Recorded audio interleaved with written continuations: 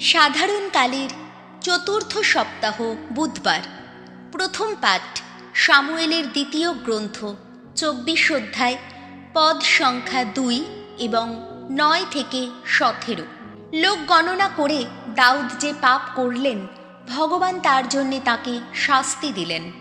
একদিন রাজা দাউদ সেনা প্রধান যোয়াবকে আদেশ দিলেন, তুমি একবার ঘুরে ঘুরে দান নগরী থেকে বেরশেবা পর্যন্ত ইসরায়েলের সমস্ত গোষ্ঠীর সব জায়গায় যাও, আর সেখানকার লোক গণনা করো, যাতে আমি মোট জনসংখ্যা জানতে পারি। যোয়াব তখন লোক গণনার হিসাব রাজাকে জানালেন। ইসরায়েল এলাকায় তখন অসিযোদ্ধার সৈন্যদের সংখ্যা ছিল 8 লক্ষ, আর জুদা এলাকায় 5 লক্ষ। কিন্তু দাউদ যে ওইভাবে দেশের লোক সংখ্যা গণনা করেছেন, পরে এই জন্যে তিনি বিবেক দংশনে ভুগতে লাগলেন। তিনি ভগবানকে বললেন, হে ভগবান, আমি এই যা করেছি তাতে আমার মহা পাপ হয়েছে। তুমি এখন দয়া করে তোমার এই সেবকের অপরাধ মার্জনা করো। সত্যিই আমি মহা নির্বোধের মতোই কাজ করেছি।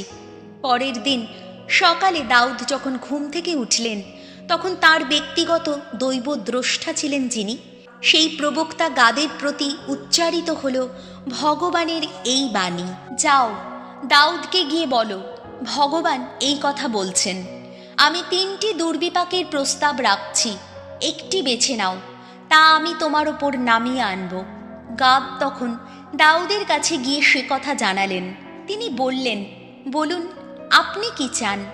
আপনার রাজ্যে 7 বছর ধরে দুর্ভিক্ষ হবে, না 3 মাস ধরে আপনার শত্রুরা আপনার পিছু পিছু তাড়া করবে আর আপনি তখন পালিয়ে বেড়াবেন, নাকি 3 দিন ধরে আপনার রাজ্য জুড়ে মহামারী হবে?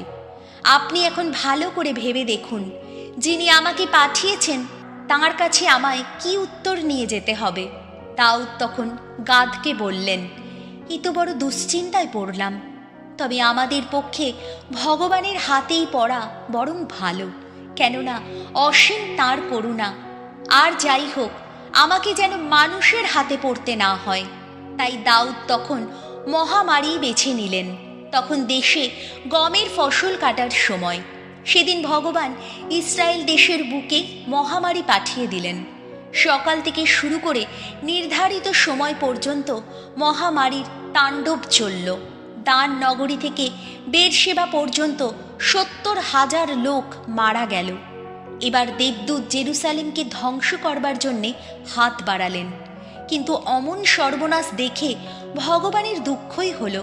যে দেবদূত তখন লোকদের বিনাশ ঘটাচ্ছিলেন, তাকে তিনি বললেন, না, যথেষ্ট হয়েছে, এবার তোমার হাতটাকে থামাও। ভগবানের সেই দূতটি তখন জেবুসীয় আরাউনার খামারের কাছেই ছিলেন। সেই সময় যে দেবদূত লোকদের প্রাণে মারছিলেন, তাকে দেখতে পেয়ে দাউদ ভগবানকে বললেন, পাপ তো করেছি আমি, অপরাধ তো আমারই, কিন্তু ওরা, ওই যে নিরীহ মেষের দল, ওরা কী বা করেছে? না, দোহাই তোমার হাতের আঘাত বরং আমারই ওপর পড়ুক, পড়ুক আমার পিতৃবংশেরই ওপর, পড়ুক আমার পিতৃবংশেরই ওপর। এই হলো প্রভুর বাণী। শাম সঙ্গীত ধুয়ো। প্রভু, আমাদের অপরাধ ক্ষমা করো। যার অন্যায় পেয়েছে মার্জনা, যার পাপের ওপর টানা হয়েছে ক্ষমার আবরণ, ধন্য সেই মানুষ। ভগবান যার কোনো অপরাধ ধরেন না, চিত্ত যার ছলনাবিহীন, ধন্য সেই মানুষ। ধুয়ো। প্রভু, আমাদের অপরাধ ক্ষমা করো। শেষে আমার পাপ তোমার কাছে স্বীকার করেছি আমি। আমার সেই অপরাধ আমি আর তো গোপন রাখিনি। বলেছি, ভগবানের কাছে আমার অন্যায় স্বীকার করব আমি, আর তুমি তো ওগো ক্ষমাই করেছ আমার সেই পাপের অপরাধ। ধুয়ো। প্রভু, আমাদের অপরাধ ক্ষমা করো। তাই তো নিজের পাপের স্বরূপ চিনতে পারলে ধর্মশীল প্রত্যেক মানুষ বরং তোমাকে ডাকুক। তাহলে বন্যার বিপুল জলরাশি এসে তাদের কারো নাগালে পাবে না। আহা, তুমি আমার একান্ত আশ্রয়। যত দুঃখ জ্বালার হাত থেকে তুমি যে আমায় বাঁচাও অনুক্ষণ। মহামুক্তির আনন্দে আহা তুমি যে নিত্য ঘিরেই রাখো আমায়। ধুও প্রভু, আমাদের অপরাধ ক্ষমা করো। বাণী বন্দনা। জয় জয় প্রভুর জয়। আমার মেষগুলি শোনে আমার কথা, তাদের আমি চিনি, তারা আমার পিছু পিছু চলে অনুক্ষণ। জয় জয় প্রভুর জয়। মার্ক রচিত মঙ্গল সমাচার 6 অধ্যায়, পদ সংখ্যা 1 থেকে 6। নাজারেথের মহাপ্রবক্তা যিশুকে নাজারেথের মানুষেরাই স্বীকৃতি দিল না। একদিন যিশু নিজের শহরে এলেন, তার সঙ্গে এলেন সেই 12 জন শিষ্য। বিশ্রামবাড়ি তিনি সমাজ গৃহে গিয়ে উপদেশ দিতে লাগলেন। তার কথা শুনে অনেকে অবাক হয়ে গেল। তারা বলে উঠল, এসবও শিখল কোত্থেকে? এই যে জ্ঞান ওকে দেওয়া হয়েছে, এ আবার কোন জ্ঞান? আর ওই যে সমস্ত অলৌকিক কাজ ওর হাত দিয়ে ঘটে থাকে, ওসবের মানেই বা কি? ও কি সেই ছুতোর নয়?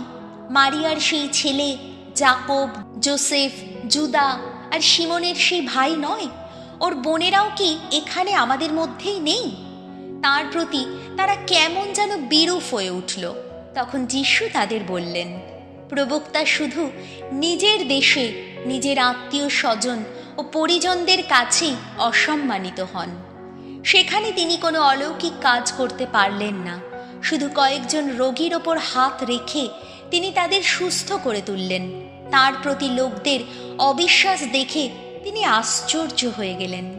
এই হলো প্রভু যিশুর মঙ্গল সমাচার।